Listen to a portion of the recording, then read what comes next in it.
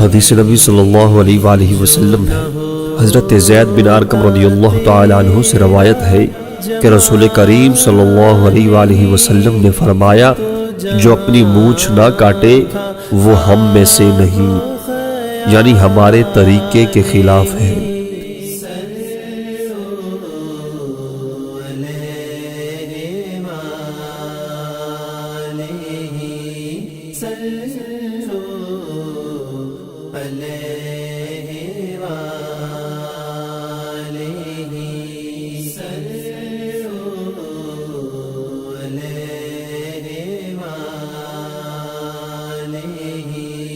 صلو